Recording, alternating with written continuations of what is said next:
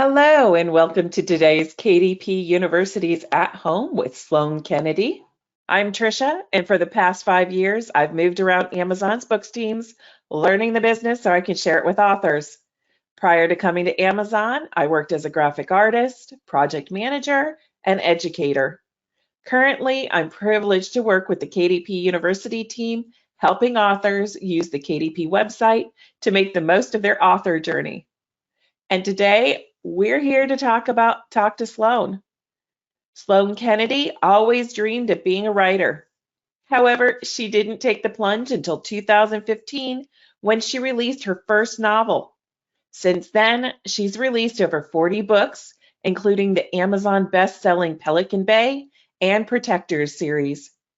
While she initially began writing male-female romance, she found her true passion writing gay romance.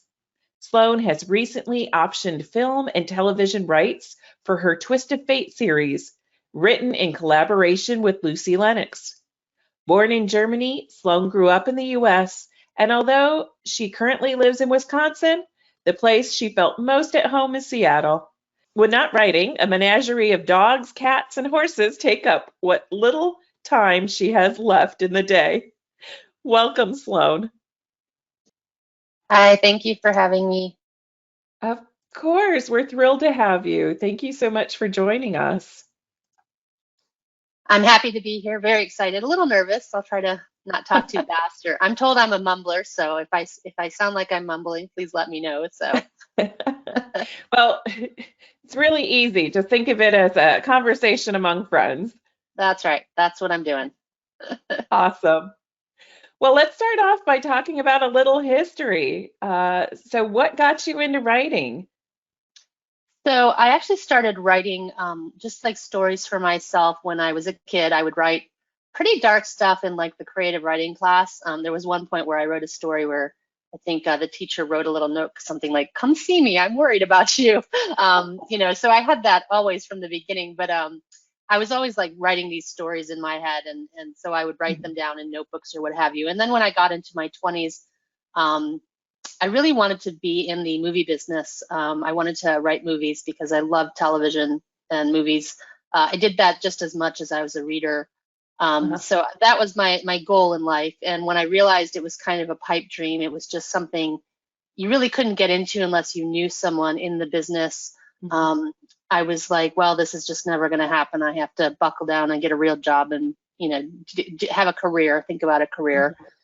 And so I kind of put that away. I had written myself a novel, just this really kind of cheesy MF romance that I was more curious if I could like write a full length novel. Mhm. Again, this was 25 years ago, 20 years ago. So I just stuffed that in the same bin with all the really bad scripts I'd written and just forgot about it. And so then I went on to just I had a computer job. I got a lot of, I have 2 master's degrees, so I went through and got a good education. And so I was doing a day-to-day computer job that was supposed to be fun. I was even able to work from home in some cases. So it was supposed to be the dream job. And Okay. it wasn't. I was having a hard time. I was struggling. 6 years ago, I was struggling just, getting by. And I was at a point where I couldn't even pay my like electric bill, even though I was making good money. I was also spending too Mhm. much money, which I think a lot of us tend to do. We do. And so I just gotten myself kind of into this hole, and I couldn't even pay my electric bill. So I was just really struggling.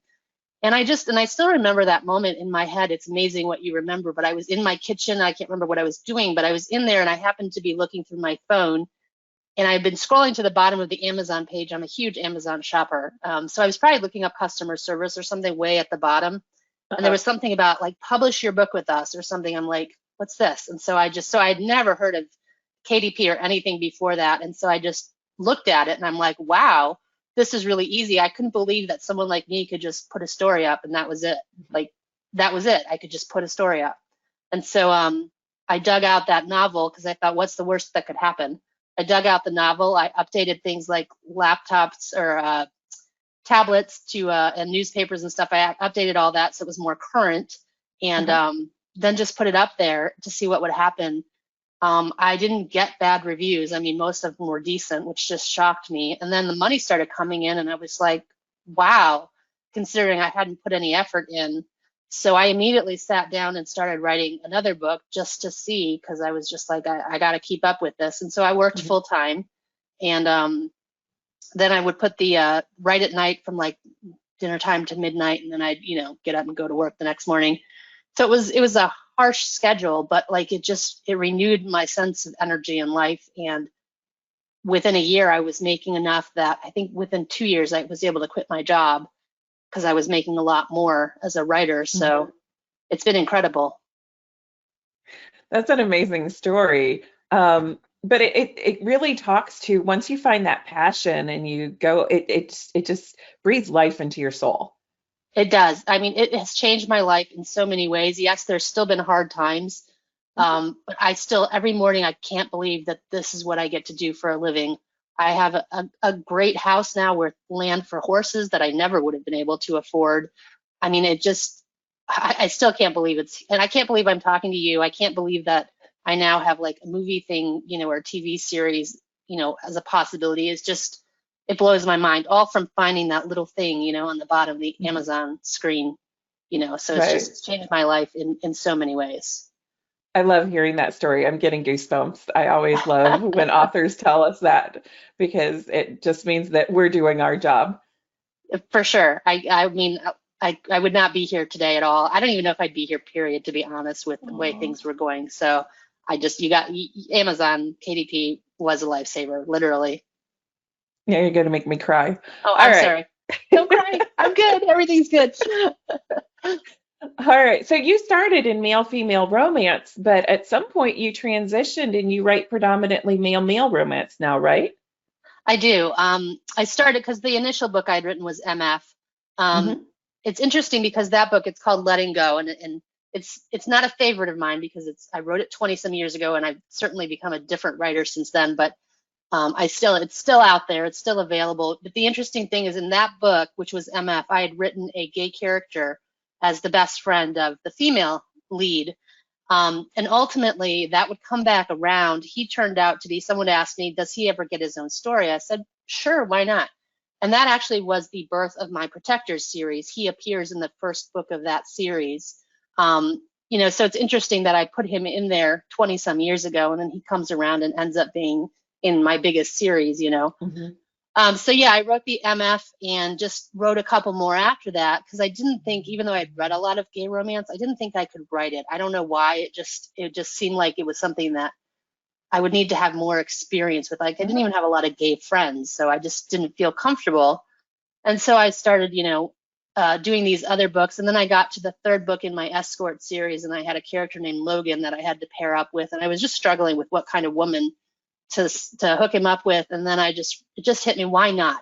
This is my chance to try things, since self-publishing lets you do anything pretty much, no rules.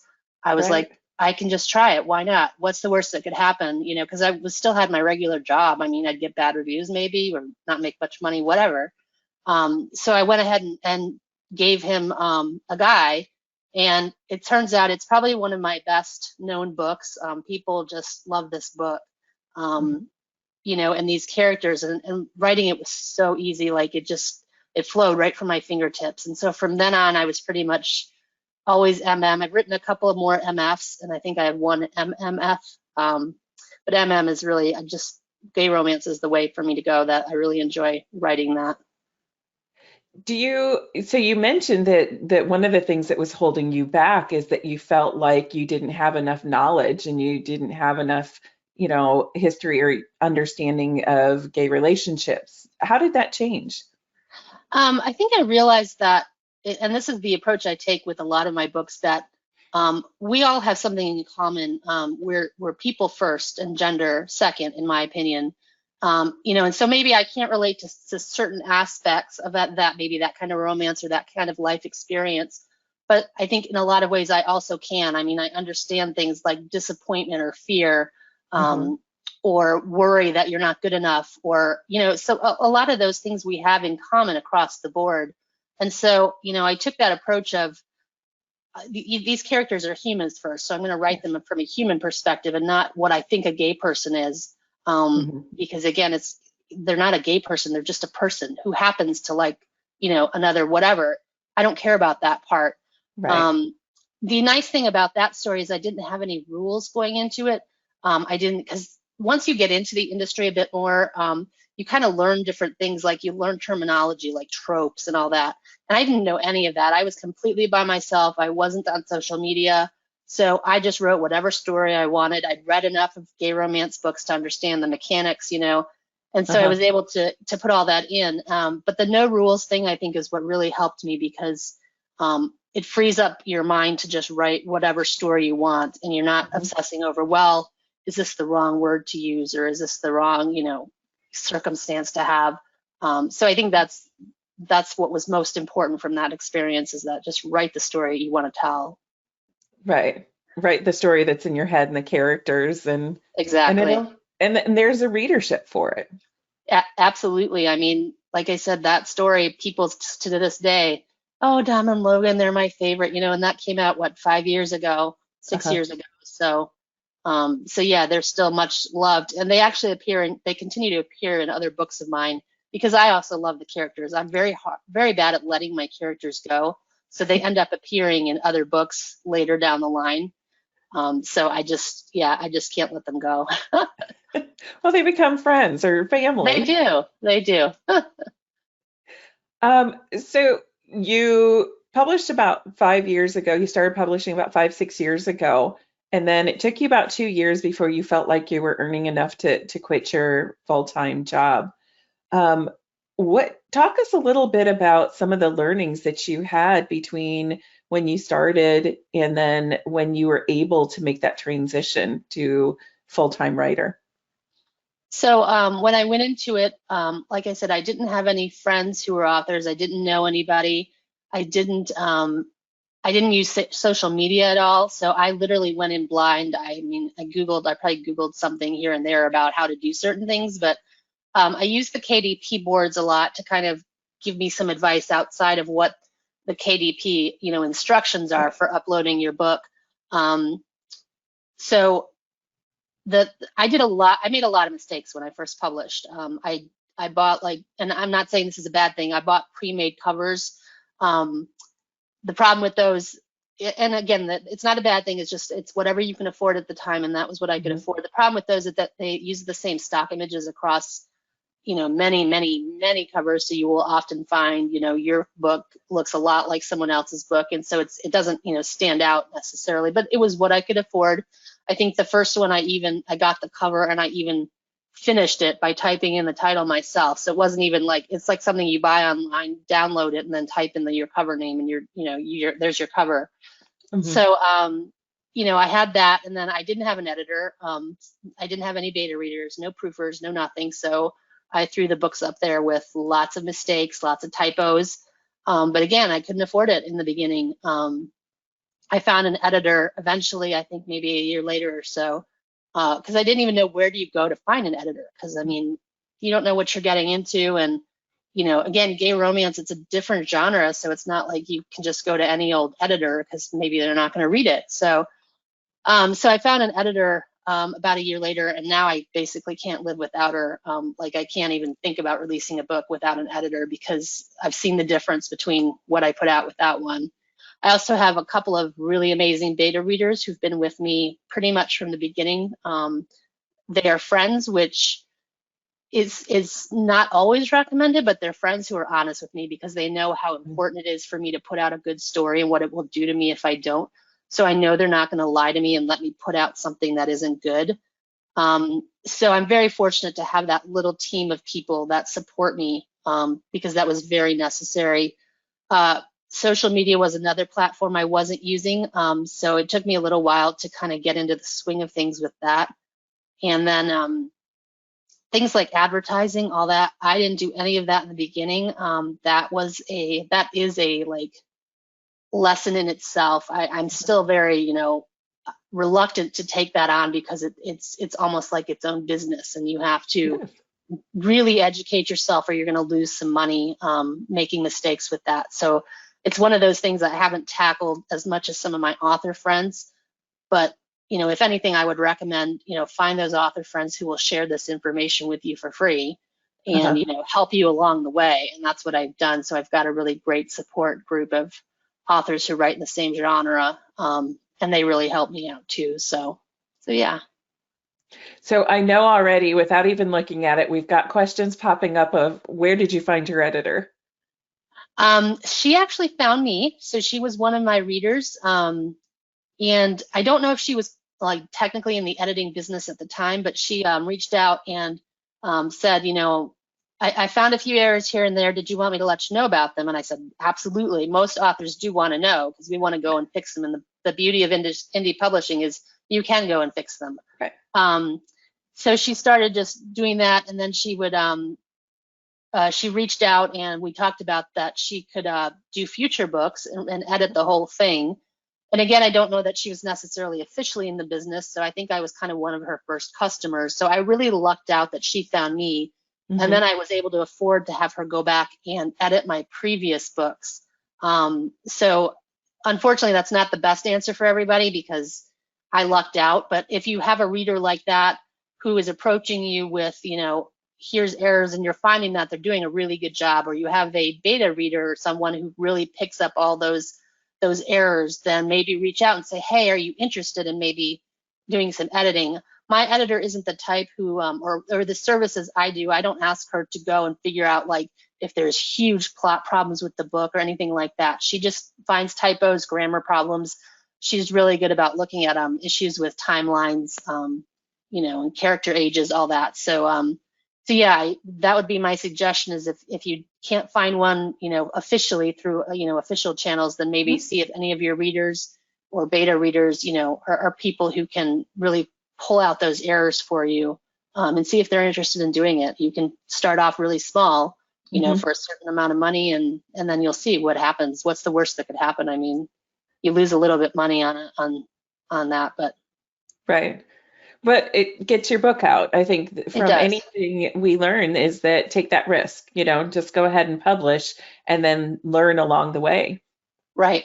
And if your story is good, those readers will stick with you. There's some authors, a friend of mine, we look at this one series of books that we would literally find so many errors in them as we read them. It would just drive us bonkers because you could tell this person hadn't employed anyone or even possibly read her story before she put it out. But yet we kept reading in the series because she had hooked us with her story. So there are some readers that will be forgiving enough that they will let you get away with some of those errors, but it doesn't look professional if you go long term with, all these errors in these books. It will start getting noticed, and eventually you're going to start to lose readers who get annoyed with it. But if you have a really good story, they'll be forgiving about it in the beginning, especially. Right. So did you start paying your editor right at first, or was it something like, well, let me do this for you and then we can work out a cost? I think she did like one or two for free. She basically said, oh, I can go back and, look at this one if you want. And then when I realized how good she was doing, then I said, would you be interested in, doing this professionally? Right. And then we worked out, whatever arrangement. I can't remember. It was because it's been 4 or 5 years. And she's still with me now, and I think she gets kind of the standard rate now. I'm not sure what that is, but right. She's really great for me too because since she's also a friend and she's been with me for so long, she's really flexible about when I give her a book and when I need it back. I'll say to her, I'm sorry, but I'm just finishing now and I kind of need this book back in a few weeks. Can you do it? And she's like, oh yeah, I'll make it work. And so I'm really blessed in that sense. But I think most editors, you do have to plan better with your books and have a deadline for them, and then they get a certain amount of time to work on it. So you need to kind of know that going in when you start writing so that you can kind of plan that, add that into all your time after when you type the end. You have a certain amount of time in between that all this stuff has to happen. So. Right. So how did you go about building? You talked about the fact that you had no writer friends. I'm going to guess since you co-wrote with Lucy that you have some writer friends now. I do. I think social media is probably how we met more. I think a lot of my friends probably did come through Lucy. So Lucy and I are friends outside of just the writing relationship, and she and I are very different. She's a very much an extrovert, and she can be friends with anybody. I mean, she's one of those people that she will always make you feel included. And and I am not like that. I tend to be more introverted. I stay by the wall, or I just hide out in my room. So I think my relationship with her is probably what pulled me into a larger group of authors. Mhm. She and we've gone to conventions and stuff together, and so she'll introduce me to people. So she and I met actually. She had got onto the scene, and she was doing really well. And so she had, I think it was maybe 9 months after she had started, someone told me I should read one of her books, and they suggested which one. And so I did, and I was really enjoying it. And I found a typo. And so I was like, do I tell her? Do I not tell her? And I'm like, I would want to know. So I messaged her and said, just an FYI. And so then she's responded, she's like, 20 eyes have seen this book, and, there's still errors popping up, which is just the way it goes with typos Uh-huh. and such. And so we started chatting, and literally within a couple weeks, we had decided to write a book together, and did really well. I mean, the series has done great. And she's included me in some writing retreats. She's really big on author educations, especially in our industry. So Yeah. I've gotten to participate in that. And then I've got a little a group of ladies that I go sprinting with in the morning. So sprinting, for those that don't know, is where you could sit and do writing sprints for a certain amount of time. We do for 55 minutes. We actually do a Zoom call where we're all on the screen together, and then we just mute while we're working. And then we come back at the top of the hour and kind of check in, and we just kind of boost each other and keep each other going. Mhm. So, having those friends is supremely important. It was hard to do it by myself, and I did. But since then, having those friends, I've learned so much, and just having that emotional support has made a Mhm. huge difference. And I think that that's one of the themes that we continue to hear is just building out those team of authors, that support mechanism is paramount to building the success within your business. Right, for sure. And I'm like you mentioned with Lucy, the community is so welcoming. I mean, people really do want to help each other. They really do, yeah. The majority of the authors are there. I mean, I offer for writers like myself, I offer in my social media group that they can come in and do a weekly like a giveaway and a presentation of their books and stuff. And because that's something, as a new author, when I was starting, that was the biggest thing, is how do you get your books noticed? And Right. I mean, if you can post them on your own wall or what have you, but that only helps if for the friends that you do have, how do you get more friends or people to watch? And so going into groups like that or participating in those, events was supremely helpful in getting new readers here and there, because once they start reading, they tell their friends who tell their Right. friends. So the social media aspect is very challenging, but once you start working with the authors, then they will probably offer opportunities like that, and then you do the same for them, and you help each other out. Right. Right. There's plenty of readers to go around. That's the bottom line. They're voracious. They will just read whatever they can get their hands on. So, Yeah, I mean, I can consume a book a day. So right. I'm one of those binge readers where I'm constantly looking for new content and new authors. Yep, for sure. So you mentioned the fact that marketing or Amazon advertising isn't something that you're real comfortable with right now. So what do you do instead when you release a book? What kind of marketing do you do? So right now, what I do mainly is just the social media information. I actually have a PA who helps me with some of that for some of the social media sites, because I honestly don't know how to work them all. And Sure. from my understanding, some of them that I'm still active on aren't even the it thing anymore. From my nieces, they'll be like, "Oh, I haven't been on that one for 2 years." It's like, Mhm. okay, I thought this was the main one, so I'm falling behind in that sense, I guess. So I have a PA who kind of helps me with that, because she knows some of those sites a little bit better than I do. And then I do other sites, my own reader groups and stuff. My web page, I do all the links there. Mhm. Um, and then a newsletter release letting readers know that I've released the book. Pretty much that's it. Mhm. I haven't done much, like I said, with the advertising, just because it is its own big animal. That's on my Mhm. goal to do, but because you have to watch so closely about how things are going, like on a daily basis, I just don't have the mental energy to commit to something like that. Mm-hmm. Lucy is one of those who does it really well. And so when I am Right. ready, I know that I have her to kind of help me figure all that out, and so that I'm not wasting a lot of money and I'm getting those ads where they need Right. to be. So it'll be interesting to see what happens when I do finally get going with that. So what kind of release schedule do you have? Is it a rapid release? Do you do a few books a year? What does that look like? Early on, it was a lot of books. I was releasing 10 books a year, which is why I have a pretty large backlist at this point. Right. The problem is the last couple years, it's slowed down dramatically, especially the last 2 years. Excuse me. Just my mom got sick. Oh, I'm And sorry. so it was a couple years of just dealing with that. And that ended up just draining me considerably. And so I was only putting out a few books each Hmm. year. And fortunately, because I have that big backlist, it sustained me financially without any type of problem, Hmm. which is really nice. So I'm trying to get back into something kind of in between. 3 books is too little, 10 books is too many. Hmm. For me anyway. I want to do other things besides just, write. So Right. I'm thinking I'm going to shoot for more like 5 or 6 if I can manage it. I don't know that I'll be able to finish that this year, but because of it's been such a difficult year, I'm just focusing on, one book, getting it out, and then get right on the next one. Hmm. And that's where this group of authors has been really helpful, because instead of, when I get up in the morning, having coffee and going back to bed, I know they're kind of waiting for me, so I have to go to my computer. And then once I'm there and writing, I'm good to go. It's just Uh-huh. that initial, get moving things. So Right. hopefully I'll be able to get back on track with more than just a few releases each year. Right. So you mentioned your backlist a couple of times. Uh, how does that, how do you promote that? I mean, instead of just promoting, your new releases, how do you make that backlist work for you?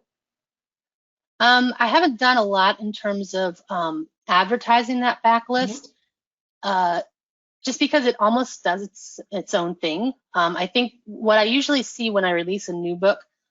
So let me start with this. So for those who Uh-huh. don't know my books, and you can see the one cat I was telling you that he shouldn't Right. bother me. Now he's up and he wants out. So forgive me, but he's going to make noise if I don't let him out. Here, Bubba. Um, there. So the one thing about my series, which I think has played into the whole concept of the backlist, is that my series intertwine with one another. Uh-huh. So I have, I think, 4 or 5 series that are actually tied to one another.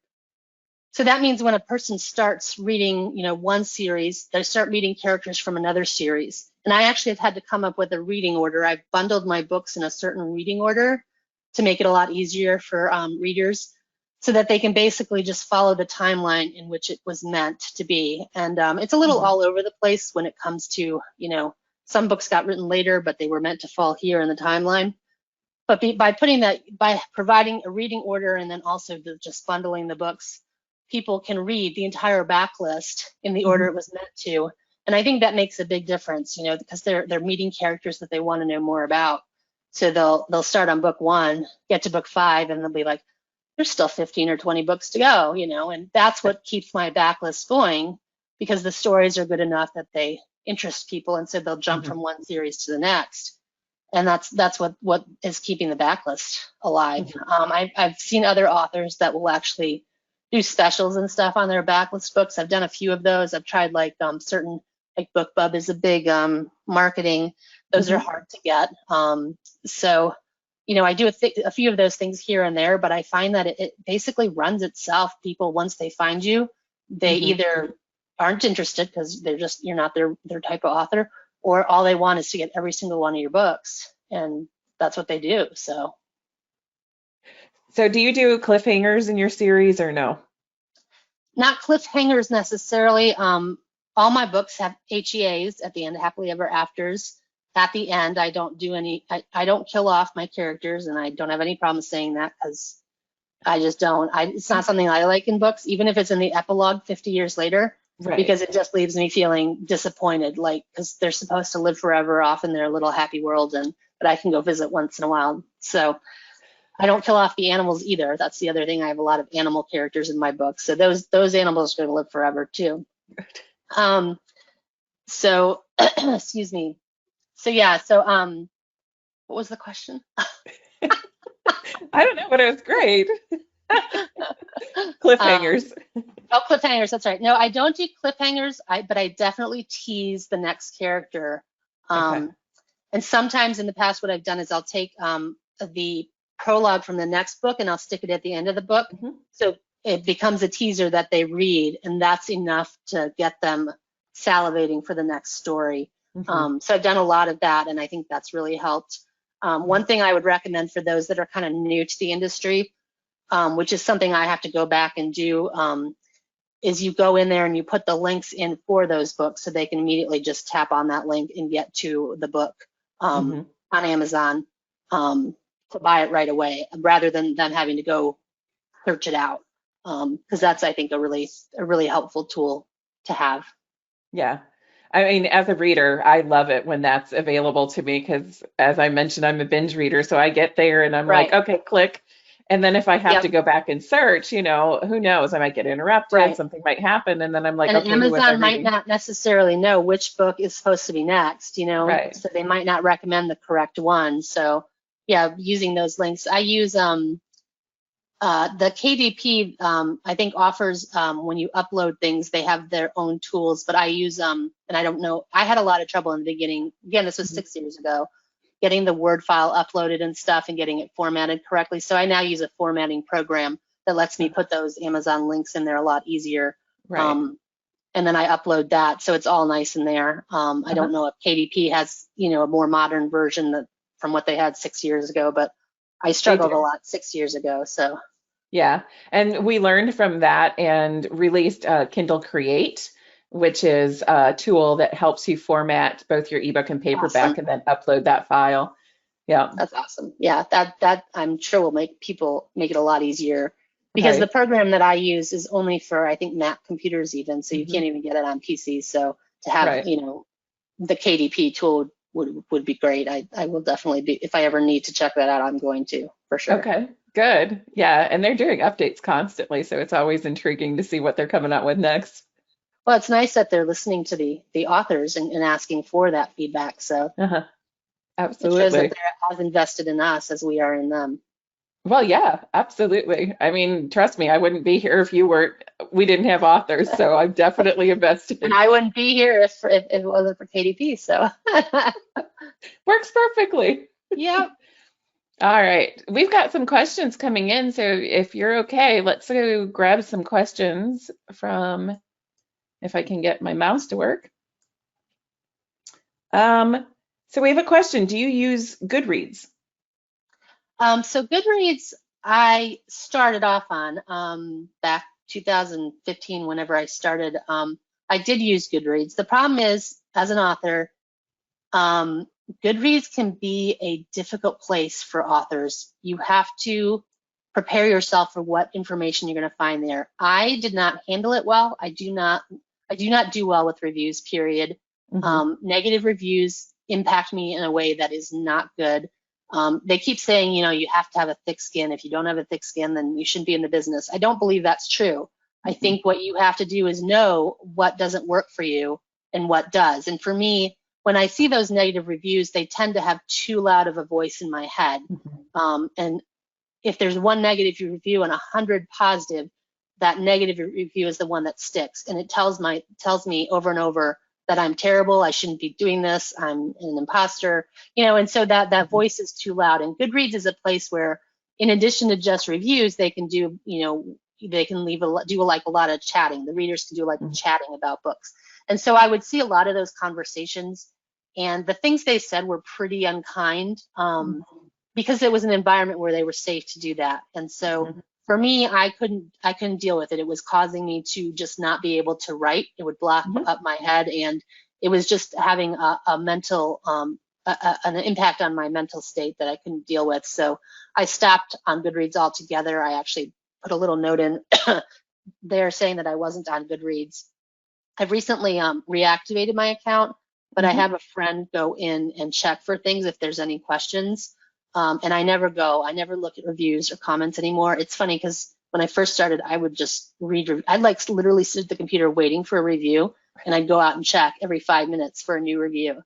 now sometimes I'll read them when I first release a book just to get a feel for how people are liking it. And then I'm done. I don't go back and read reviews. I don't read bad reviews at all because it doesn't do me any good unless there's a common theme, like something I need to know for future books. But mostly you'd have to have a lot of bad reviews for that. These are just one-offs that the person just didn't like the book. And there's nothing you can do about that. So, there's no point in me reading that review if it's just going to make me feel bad. And they have every right to post that review. They can go have those comments, in Goodreads. I think the big thing is that, they feel safe to do that there. And someone pointed out to me that it is more of a reader website than it is an author one. So yes, use it if you're comfortable enough, but be aware of what impact those things can have on you and just, adjust accordingly as you need to. And I think you found a good solution, having somebody else go in and help you with the account. If that's something that impacts you, as we're talking about, having somebody else take a look at it and help monitor the account. It works, find what works for you. Exactly. Yeah. All right. So we have some questions about keywords. How do you determine your keywords for your books? I am actually really bad at keywords.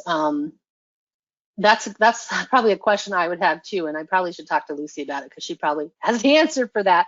I tend to use probably the same ones. A lot of my books have the same themes going on anyway, so I try to think outside the box instead of just like gay romance or gay love or romance. I try to think about things like hurt, comfort, and other things about my books. I'm kind of weird in the sense that I have this weird feeling of I don't want to say that my book is something it isn't. So like let's say I wrote like a football story. I wouldn't necessarily want to say, football because it's not just, it's not like a typical football story. So I'm worried that I think that I will make my book show up in lists that where it doesn't necessarily belong. Because I've seen my books like in like religious sections or something like that. It's like, how did it end up there? So I'm very careful about the keywords I use, and I could probably do things like football, or I do things with like hitmen or whatever. I could put those in there, but I just worry that it's going to show up on some like mystery or action list somewhere that it doesn't really belong. I don't think I should think that way because in reality, if someone goes and finds it in that list, they can just choose not to read it, I mean, the point is to get it out as far as you can. So I take probably the wrong approach and limit myself. Like I think for the book I'm releasing next week, I've only put in like 4 keywords, and I know I should be using them all, but I'm at the same place of like, well, what else do I put, So I'm sorry, but I'm the worst person probably to ask that question to. And if anybody can find that answer, you let me know, because I usually just copy Lucy's. Like, Lucy, just send me a screenshot of yours, and I'll just put that in there. But that's a real conundrum. What you're talking about is if you get the keywords too broad, they do show up, in different places where you don't think your audience is. And then potentially that could increase the bad reviews because somebody's reading it thinking it's one thing and it turns out to be another. It's not your target audience. So it is a balance, and it's a trial and error, and using what other people have found successful. There's nothing wrong with that. Right. And with a niche, books like what I write, there's actually been issues with trolls who will go after our books and leave 1-star reviews saying, really nasty things about, gay people and such, and they'll do it on Amazon and then other sites as well. And they do it just because your book has shown up somewhere that maybe that they wouldn't normally see, but it showed up under their radar. It's not like they went to the gay bestseller list and found it. So that's something else that marginalized subsections like ours need to consider, is that, I don't necessarily want it on a list like that, like a religious list, because I am more likely to run into people. And I mean, I do worry about my own safety and such. If someone really wanted to find out who I was, they could. And, it's something I have family, it's something that, as proud as I am of being able to write this, I also have to have common sense that, there are not nice people out there. And we've seen what they do. So it's something I have to keep in the back of my mind. And so it's unlikely that keywords would cause that to happen, but it does happen. I've had those reviews come up on my books, and luckily they get taken down. But still, just seeing that vitriol is just, it's hard, you know. It's not healthy. Yeah. No, and it has nothing even to do with me. It has to know that it disturbs me to know that the people I'm writing about, that's something they deal with every day of their lives, and it just it bothers me obviously a lot. So. Right. So I'm going to assume you use a pen name. I do. It is Sloane Kennedy is a pen name, and it's funny because when I picked it, again, it was 6 years ago. I didn't think this was going to go anywhere, so I didn't even give it much thought. Because, you know, it's probably not what I would have picked. Like if I'd really thought, oh, it's going to become something. It was just kind of a fun name that I happened to like, and I thought it needs to be something easy. And I even told like people I was working with what it was, you know, and before I had switched to gay romance and such. So yeah, it is a pen name, and so consider that when you're writing. Advice for new authors too. This is something that, you know, I've seen that I think is not the best, is when you use things like initials as part of your pen name. It's very hard, I think, for people searching on those initials, because it's like, do you put in an E and then a period and then an M and a period? So you want to keep it as simple as possible. So even if you're tempted to do the whole initial thing, just keep in mind that when they do a search on that, because I've tried to search on authors for that, and you don't always find what you're looking for. Also hard to spell last names. I understand for those who maybe want to use their real last name. If it's something crazy hard to spell, again, readers are not going to be able to find you in those search engines if they can't spell your last name. I mean, even my last name, my pen last name, they can't always figure out, and it's pretty straightforward. So. Right, right, because there's a few different spellings of Kennedy. So. Right. Yep. So you started off with pre-made covers. I'm assuming you don't use pre-made covers anymore. I do not. No. How do you do your covers now? So some of my covers are still using stock photos, but the majority, especially all the new ones going forward, I use exclusive photos that are done by a photographer. There's a couple in our industry that specialize in romance, and so I use most of those.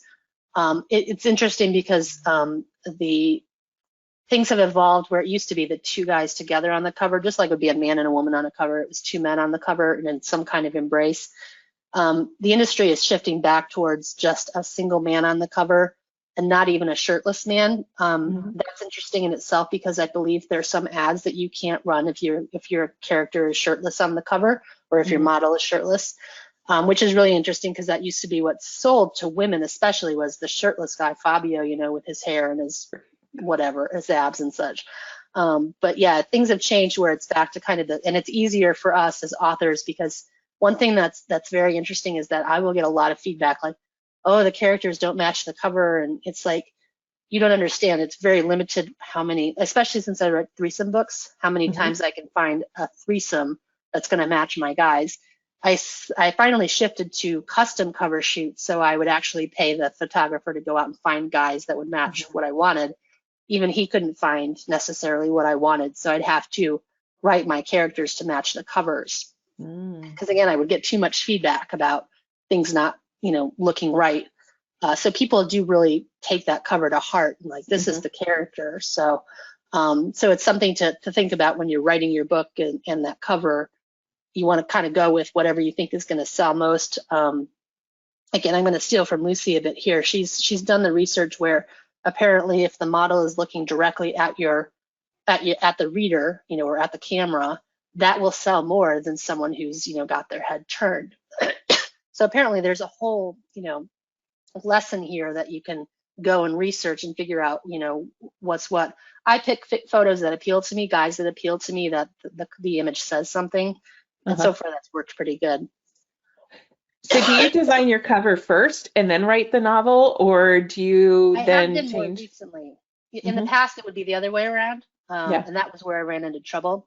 Now I'm going further out. So like for this series that I'm working on now, I had all 4 covers made at the same time, because I knew what the guys were going to be like. The nice thing about that is now I have all that. Number one, it's done. And number 2, I can use it as marketing now, even though I haven't even written the book yet. So when I do a pre-order, I can already have the cover on there even if the pre-order is not until, August or September. Right. So if it is better, I've learned that it's better to think ahead about your series, and especially if you're doing some kind of market where it's a little harder to find those right covers, to think ahead and try to find that stuff ahead of time, rather than now you're stuck with your character as a blonde. Well, now you have to find a blonde guy. Either you have to, have their hair color change, which doesn't look as nice, or you have to find a specific, thin twin blonde guy, which you may not be able to find. So I can't tell you how many stock photos I used to go through trying to find my character, and it was the most frustrating process on earth. So it takes a lot of time to go through all those photos. Does. It really does. Have you translated any of your books for foreign markets? I have. I have a French publisher who does it for me, and then an Italian one. And then my German ones I do myself with a lady. She translates for them for me. And then I will actually do getting all the formatting done myself and getting it uploaded. So my French ones do really well, and they're getting them out pretty quickly. Italian ones are doing okay. It doesn't seem to be as big a market, and my German ones do pretty good, considering I'm not doing any kind of marketing, and getting them out a little bit slower because it's just the one individual doing the translating, and then I have a proofer who will actually go through and just proof that one. So I mean, I do like the having the publisher, because it's not something I want to spend a lot of time doing. But I found that the German publisher I was working with just didn't have the same interest in the books, and they weren't doing very well. So I thought, I'll just take this over myself. So it's a decision you have to make about each market. If you can find a good publisher that's gonna, number one, split the royalties fairly with you, and number two, they're gonna handle everything. Then you don't have to think about it. It's basically free money coming in. Then that's the way to go. How did you find these publishers? I think most of them approached me after I put out enough books. So I've been lucky in that sense that I became successful enough within a couple years that they started coming to me. I think German ones, I might have gone searching for that one. I'm not sure, because it was a market that sounded pretty good. Right. And then, but whoever I was with, the sales just weren't great, and they were the books that didn't represent the best of my writing. So I wanted to start with a different set of books. So that's why I think it just didn't work so great with a German publisher. So. Okay. How did you decide what to price your books when you were just getting started, and has that changed over the years? I don't really know if there was something that drove the price 6 years ago when I first started. I think I probably just looked at what the common amount was, because I had read enough that I knew how much I was paying for books. So that's probably what I went off of. So I think that was typically $2.99 to $3.99 way back then.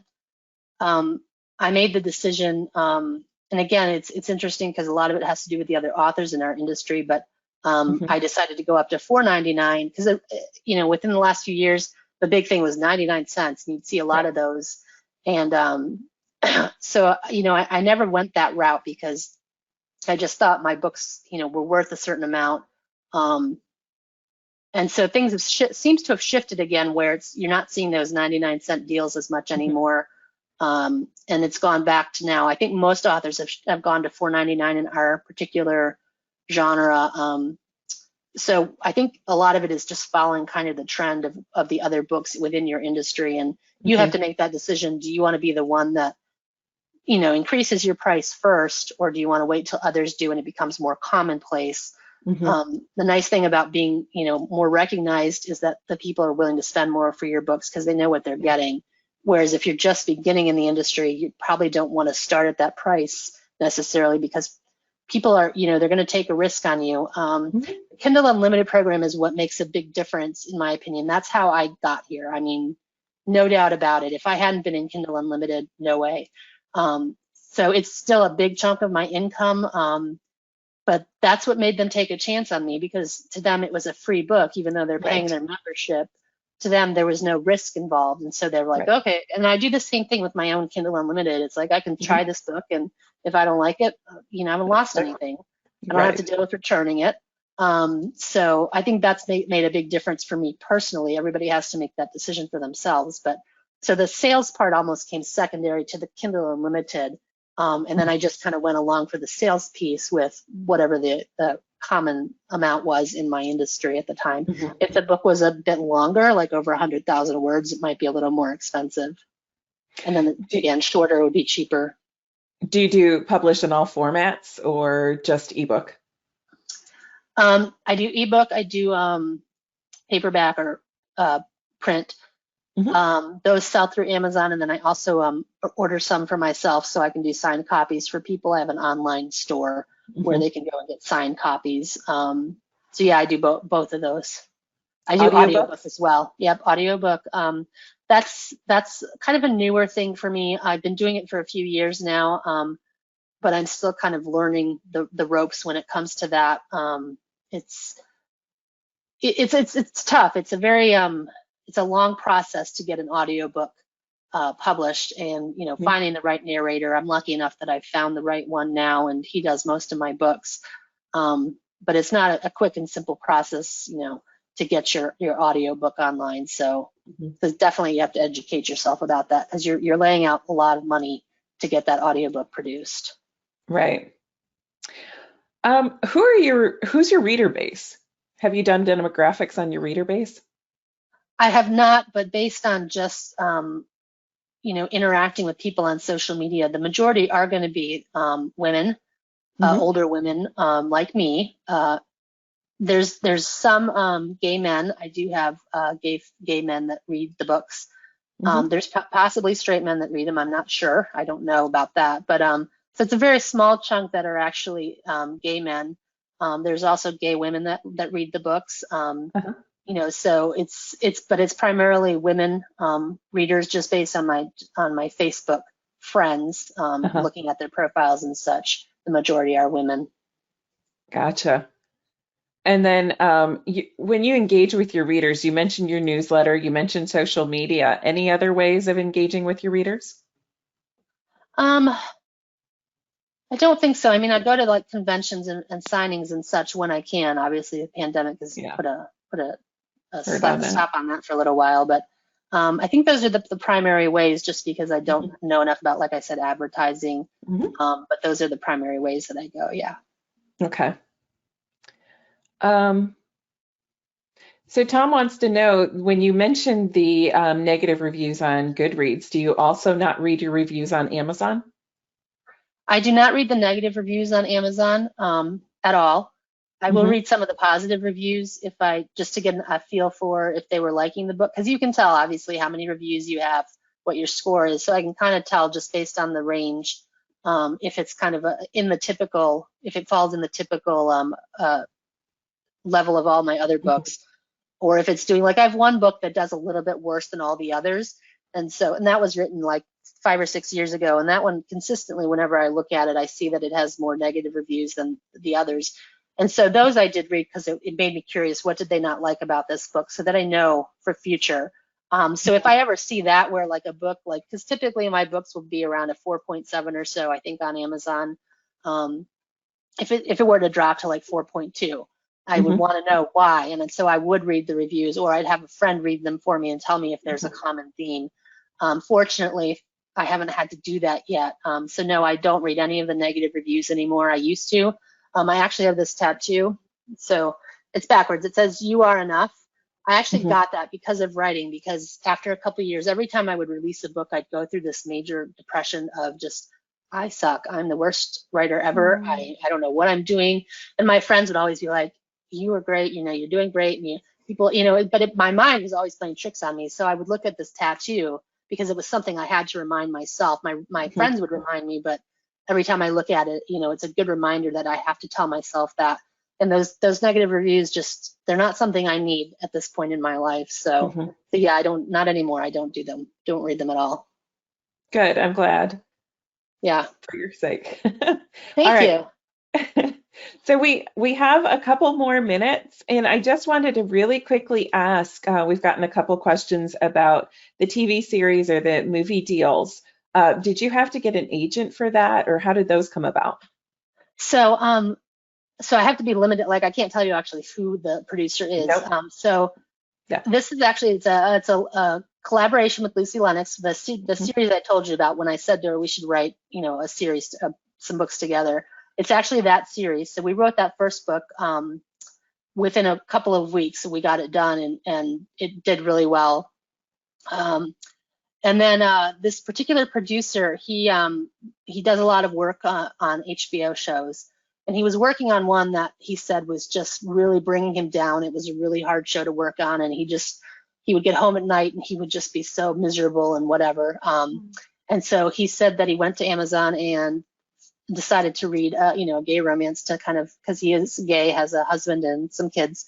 And so he said he wanted to just read something that would just take his mind off of things that were happening. So he actually read one of my books.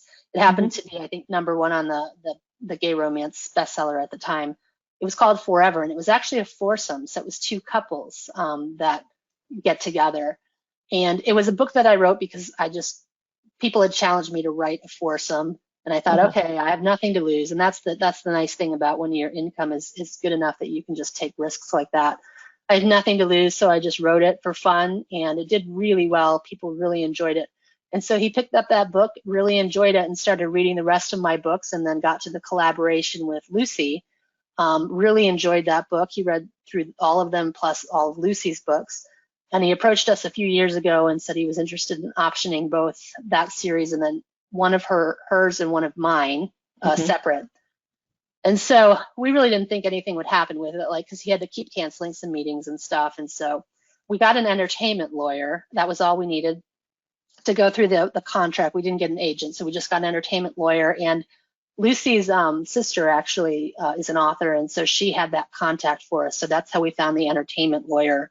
And so so it's been a few years in the making, and it's still going to be a long road. Or it could easily be we get the call and say, okay, it's not going to happen.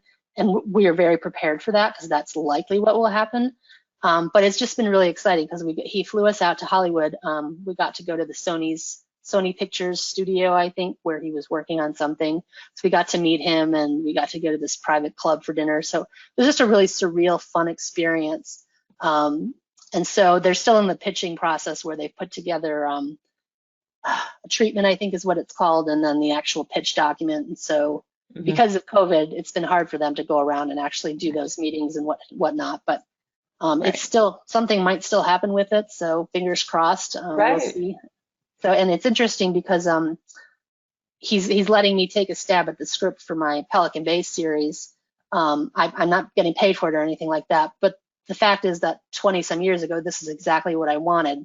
And I said, you only get into the business if you find someone. And now I have someone that I can actually try to get in the business if I wanted. So it's just crazy how life just turns around and surprises you with stuff like that. Never in a million years would I have thought something like this would happen. Never, never.